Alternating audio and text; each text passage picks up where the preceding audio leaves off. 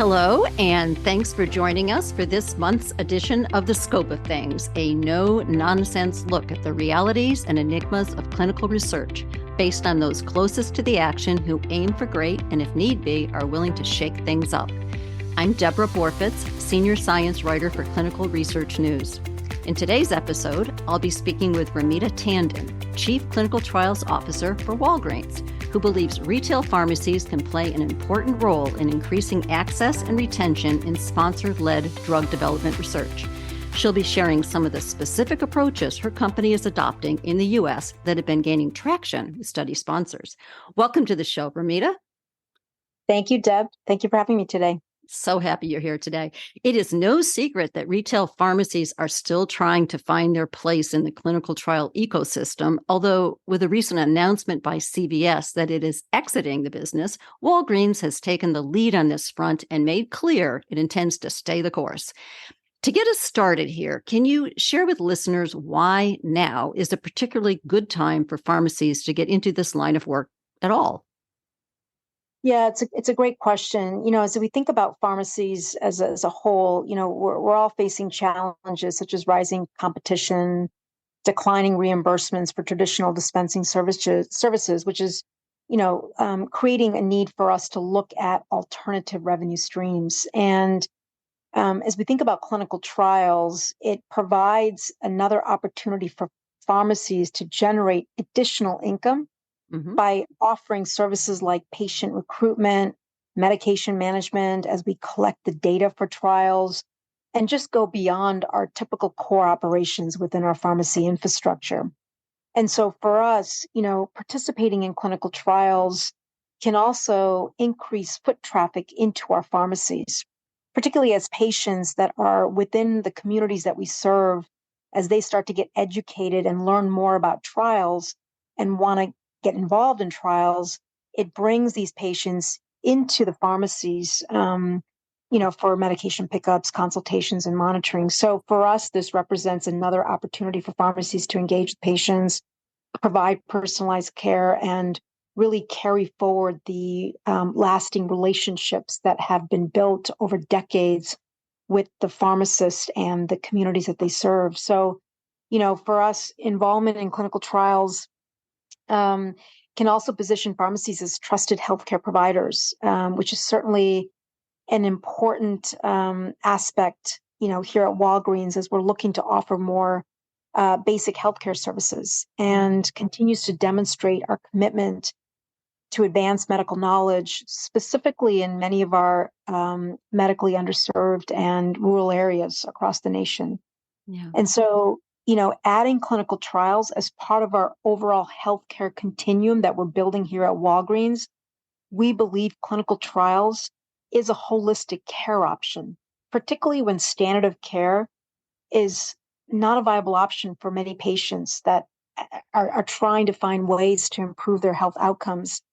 So again, for us, it just reinforces our commitment to the communities that we serve, that pharmacies are reputable healthcare destinations. We attract more patients, and we're fostering loyalty among our existing customers. And so, I would say beyond this, the bigger picture of just getting the right care to our communities where they need it the most is very important to us, and it's part of our overall journey that we're embarking on as we're moving into healthcare. And we're seeing comfort levels increasing, with this notion of visiting local pharmacies for basic healthcare needs, particularly when there's a critical need for us to look at ways to broaden the access to care as well as clinical trials, and so that clinical trials can be accurately representative of the U.S. population. So, again, I think our local pharmacies, provides an easy, accessible option for communities as they seek for healthcare services along with clinical trial services. For Walgreens, was there any particular triggering event that kind of started you down this path beyond, these kind of seemingly perfect market conditions? Was there any specific things that were happening? Yeah, it's a great question. During the COVID-19 pandemic, it became clear it was not a one-size-fits-all strategy for us as an organization. I mean, when everything was shut down, we rose to the challenge to respond to the nation's healthcare crisis and starting to deliver, the vaccinations across the US. And, with pharmacies embedded into our local communities, we had the unique opportunity to reach people who needed assistance the most.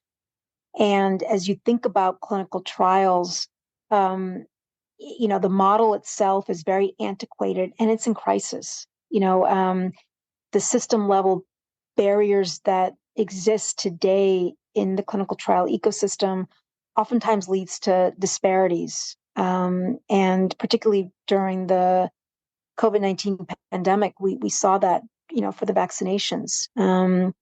It, again, wasn't the same. The information and access wasn't distributed across the board. And so, you know, we as pharmacies had the opportunity to help overcome those barriers as we started to use our locations as welcome entry points to engage our communities, educate the communities about the right, the information about the vaccines, and then provide the empowerment for patients and consumers to feel comfortable that they had enough information to get shots in the arms. And that same principle applies to, the clinical trial ecosystem, particularly as we know that less than 5% of this nation that, participates in clinical trials, and those that participate, 75% are white. And, 20% of the drugs that are out there today have variation in responses across the ethnic groups. And so we're building on the lessons learned during the pandemic as we have built a clinical trial operating model that's patient-centric, that's inclusive. And for us, it's about ensuring that we're building the right highway into the communities that we serve, particularly those that have been traditionally left behind from the clinical trial ecosystem. So our goal is to make sure that clinical trials is inclusive for all the communities that we serve here at Walgreens. And so again, it provides an opportunity to learn, to be educated, and then feel empowered to be able to then, sign up and participate in a clinical trial. And so again, we're looking to redefine the whole entire patient experience as we, broaden the access and convenience for patients to participate. Yeah, something novel has to be tried here because the old ways are certainly not working. The clinical trials business unit itself seems like a rather unique animal. It's inclusive of a system to match patients to trials using social determinants of health information and aggregated pharmacy and clinical records, as well as this just-in-time building of clinical trial centers in locations where study sponsors want to enroll participants. So let's start talking here about the technology piece, how the matching happens, and the experience for individuals flagged as candidates for a trial. How does that all work? Yeah, it's a great question. And thanks for asking. When we launched the business June of last year, we were very judicious and intentional about the types of services that we wanted to provide to the industry. And we took a look at all the different assets and investments that we've made as an organization, particularly as we move into healthcare, and as we made the investments in primary care, specialty, and home health. We thought, how do we ensure that as we create this clinical trials model, we're able to tackle the issues around diversity, access, and equity that we've seen that's plagued this ecosystem for a very long time. So, what we've launched are 3 specific verticals. The first one being, as you mentioned, around the patient identification and acquisition process. And so the investments that we've made in technology allows us to canvas our patient population of, more than 100 million folks that visit our stores and pharmacies on a regular basis. And our technology allows us to not just identify the individual, but also look at it from a race, ethnicity, geographic location, or by zip code, and other social determinants of health information that we might have on the patient, including any information that we might have from a front store perspective as a consumer maybe walking into a Walgreens and picking up information, picking up merchandise, et cetera. Mm-hmm. And we're using that information with speed and precision as we match those patients to trials. As our pharma partners, knock on the doors of Walgreens and saying, look, we've got a clinical trial that we need help on. We need your help to find patients, particularly looking at diverse patient populations. We're in a very unique position because we're in communities that most have never had access to.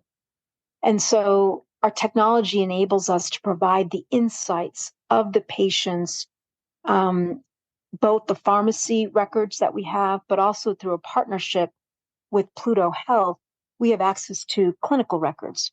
And so we've made the investments on the back end to stitch together both the pharmacy as well as the clinical records to give us a holistic picture of the patient's journey. So as you couple that with social determinants of health, the race, gender, ethnicity, again, we want to be more precise about matching patients to trials rather than just sending out massive outreach campaigns to those patients to see if they're eligible or want to participate.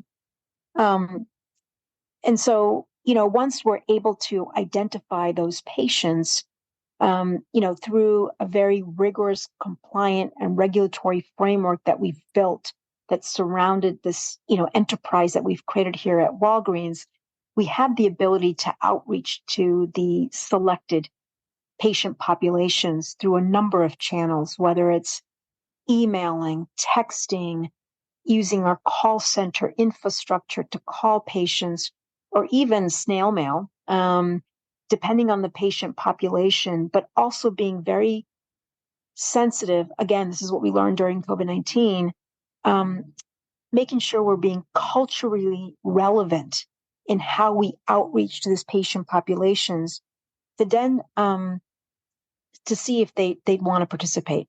So we leverage our outreach channels, run through a specific workflow that protects the patient's privacy as well as data privacy, and we're able to leverage one of our outreach channels to provide culturally relevant invitations to patients to review the information and decide to then progress in the workflow. And we've created the workflow that protects the patient privacy and protects the research integrity of the enterprise that we've created.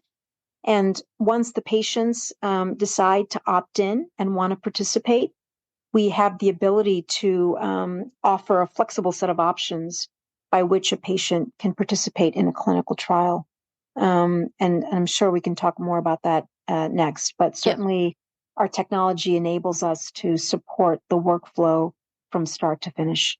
Yeah. Any sense of how patients are responding to these opportunities? Have you got any feedback at this point?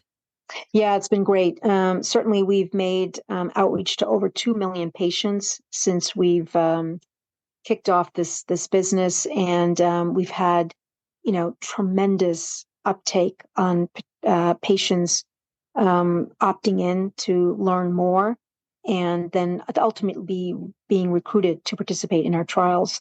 So, particularly in our minority patient populations, it's been a tremendous uptick, and we're grateful to see at minimum, patients coming in to wanting to learn more about the trial itself, or even, Deb, to understand what a clinical trial is all about. Right. It starts there, doesn't it?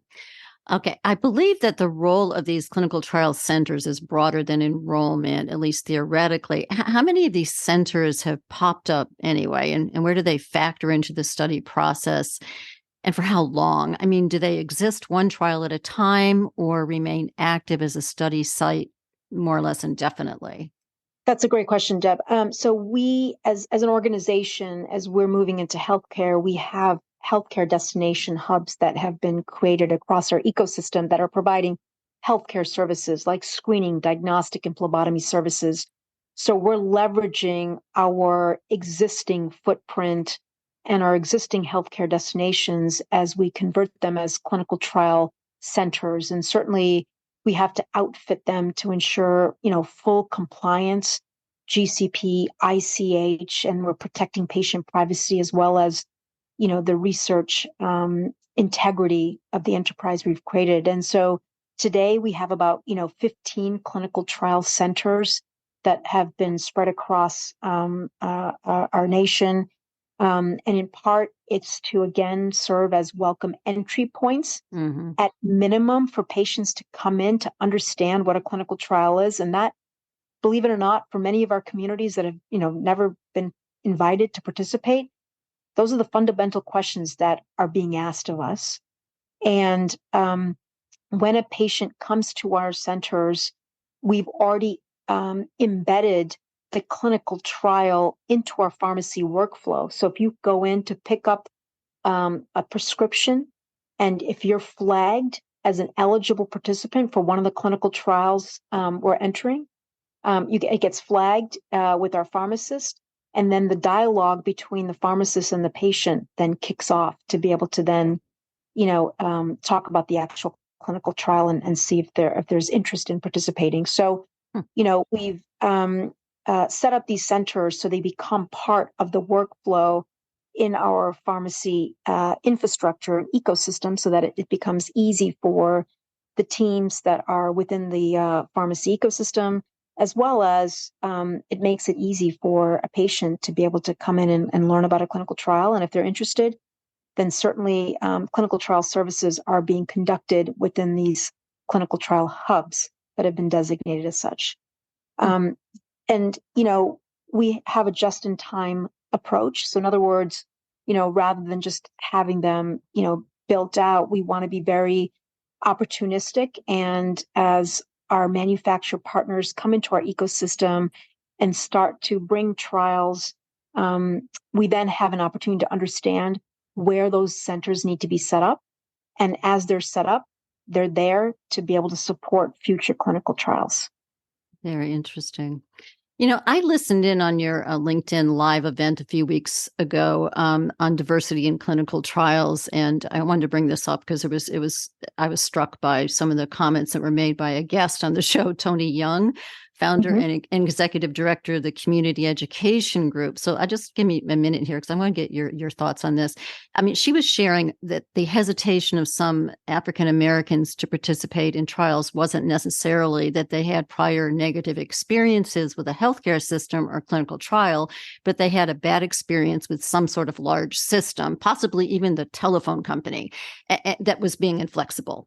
And she also suggested the need to move more upstream to create what she called a 0.5 phase of studies that involves educating students and future scientists and working with larger labs and sample repositories to, as you put it, bake in the notion of thinking about race, ethnicity, and gender early on, so it has a domino effect across the entire drug development workflow. Tony also pointed, most interestingly to me, the potential impact of partnering with Dollar General to address access issues for would-be participants in rural areas who are already in those stores an average of 2 to 5 times a week. Sound familiar? Kind of like Walgreens. Okay, so what's your take on all this? Any role for Walgreens in enacting these or other innovative ideas? Are you partnering with others to make these sorts of things happen at the same time, maybe?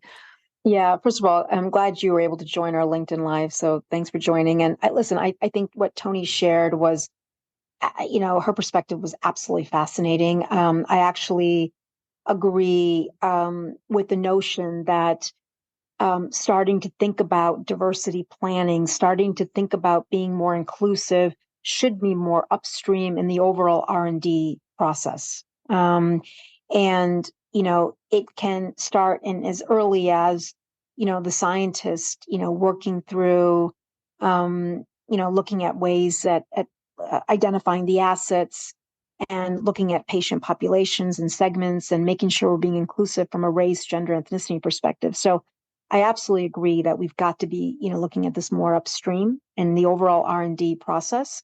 And it does have an overall effect across the entire drug development process, because then we start to think about this more holistically as we carry forward, through the phases of the various clinical trial process. And so for us at Walgreens, we are doing a lot of work in this area. In fact, this is our why of why we, launched the business. We want to tackle the issues around diversity, access, and equity, and looking at it from that lens, because again, there are a lion's share of the communities that we serve at Walgreens who, one, have never participated, never been invited, or, especially during the COVID-19 pandemic, we learned firsthand there's a lot of mistrust, there's fear, there's misperceptions out there today about clinical trials. And so, we believe that active community engagement and being in the communities is going to be such a pivotal part of, tackling the issue around diversity in clinical trials.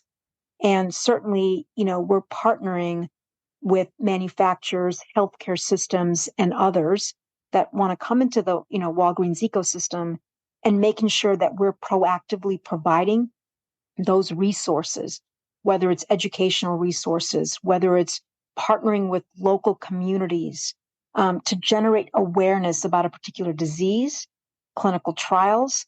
But ultimately, our goal is to make sure that our patients within the communities that we serve are feeling informed and confident to make a decision to participate in clinical trials. And I Yeah. think that's a huge step for us to tackle the issues that Tony was talking about. Yep. Now, back to Walgreens. Exactly how much clinical trial business does Walgreens have under its belt at this point, and in what disease areas? What can you share at this point?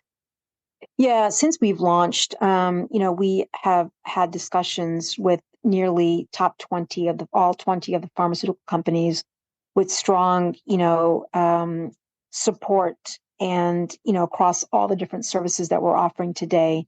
Certainly, we've made some public announcements around our work with Prothena and Alzheimer's, with Freenome and early cancer detection research, respectively. And we've signed nearly 10 to 12 contracts, and we're continuing to build on that as we have an active pipeline of support from the manufacturers to come into our ecosystem and leverage a number of our services. And so as we think about the disease areas, certainly we're supporting a number of COVID vaccine studies, cardiovascular outcome programs, Alzheimer's, cancer screenings, diabetes. We've, invited over 2 million patients that have been contacted as part of these efforts. And we continue to go down this process. So, look, we're excited. We're excited to hear and the response that we're receiving about the role retail pharmacy can play. And again, we've been very upfront. We're not here to replace the current existing provider-patient relationship in the clinical trial ecosystem, but we want to be a support mechanism where we can offer accessibility and convenience for, a lion's share of the communities that we serve here at Walgreens. And on that point, does Walgreens have ambitions to expand further into this business in terms of being a distribution point for investigational products or providing home-based services for some or all trial participants? That's a great question. Certainly we've been very, again, like I mentioned earlier, very intentional and judicious about the services that we've launched. For us, it's very important to make sure we have the right body of evidence that supports the value differentiation, and certainly, providing, revenue streams for Walgreens. And today we're in the patient recruitment offering. We're bringing trials to patients, or, what the industry calls decentralized clinical trials. Right. We're focused on diversity initiatives, and the other piece is real world evidence. We've spent a lot of investments around creating our real world evidence engine, which allows us to leverage the insights that we have on our patients and consumers in a very compliant and safe fashion to be able to provide those insights to the manufacturers as we look at designing better trials, better patient-centric protocols. So that's where we're in today, and we're being very, again, judicious as we create that body of evidence to demonstrate the effectiveness and the value differentiation we can bring to the industry. Sounds like a smart strategy. Okay. I want to turn now to the Village MD primary care clinics that I know Walgreens has been establishing in some of its stores over the past few years. In this case, of course, to expand access to high quality and affordable health care. Is there any crossover between these locations and the stores serving as clinical trial centers? Or are these totally separate efforts? I would think there's got to be some synergy there, but help me understand that. That's a great question. Please. When we built out the clinical trials business, the idea was to leverage our entire enterprise wide footprint, including the investments that we've made, in primary care, specialty, and home health. And Village MD certainly is part of that solution set. And so, as we bring trials into our ecosystem, each of the trials and the requirements are very different. And certainly where there is a need for us to leverage the Village MD ecosystem, we certainly will be able to do so. Our ultimate goal is to provide a flexible set of options to our patients, because again, as I mentioned during the COVID-19 pandemic, we learned it was not a one-size-fits-all strategy. So whether it's coming into our locations, and that could be our clinical trial centers, our Village MD centers, virtual by using home health solutions like our Asset or Care Centrics, or even a hybrid model, our goal again is to leverage all the investments, all of our Walgreens horsepower to help support the clinical trial business and to be able to deliver trials into our communities. Now, surprisingly, pharmacists, despite being subject matter experts on drugs, haven't traditionally gotten involved in clinical trials. How do you prepare them to responsibly dive in so study sponsors can be assured that research integrity and patient safety are being protected? What are you doing? I know you're on it, but that's a great question, Deb, and I'm glad you asked this because, since we've launched this business, compliance and protecting the research integrity of our enterprise is utmost important to us, particularly as we bring trials into our ecosystem. And so as it relates to the pharmacist, we have built a pharmacy training program that enables pharmacists, number one, to go through, understanding the ICH guidelines, the GCP training, and we use the training platforms that are out in the industry today that are being used by the traditional, clinical trial sites that are out there today. We've brought a lot of that into our ecosystem. And one step further, we're also doing mock simulations with our pharmacists. So we actually have our staff that go into our locations that are clinical trial hubs, where we actually go through mock training. And it allows pharmacists, while there may not be clinical trialists, but an opportunity to go through a clinical trial simulation, ask all the questions that they need to ask so that they feel comfortable. And when we go live, or when they go live, they know what to expect and how to manage, the day-to-day of clinical trial activities. And so that is one way how we've ensured pharmacists feel comfortable and have the education and training prior to getting involved in clinical trials. And they like the experience. Yeah, look, our many of our pharmacists are clinical PharmDs. They, part of their training was to be able to provide patient care. And, part of Walgreens' overall response as we're providing healthcare services is to remove some of the administrative aspects of, dispensing and move towards, closer to providing patient care. And so the feedback has been, tremendous, and the support has been tremendous because, again, as I mentioned earlier, clinical trials should be viewed as a care option. And that is our North Star. Yep. And it doesn't matter in what provider setting. In our setting, it's the pharmacy ecosystem. And so pharmacists are excited about providing another option to the patients that they serve, particularly if they've seen patients who've been using the current standard of care. It's not working, and they're offering a novel, diagnostic drug or device as an option to help improve their outcomes. So it's an exciting opportunity for them as well. These do sound like exciting days to be a pharmacist, or at least one employed at Yeah, Walgreens. Uh, I know that I know there's no shortage of interest and intrigue, as well as a few unknowns about the ultimate role that retail pharmacies will play in the clinical trial enterprise. So let's plan to stay in touch and talk absolutely, Deb. more. For now, just let me say thank you for being here today and enlightening us on the promising Thanks, Deb. possibilities. Appreciate the time.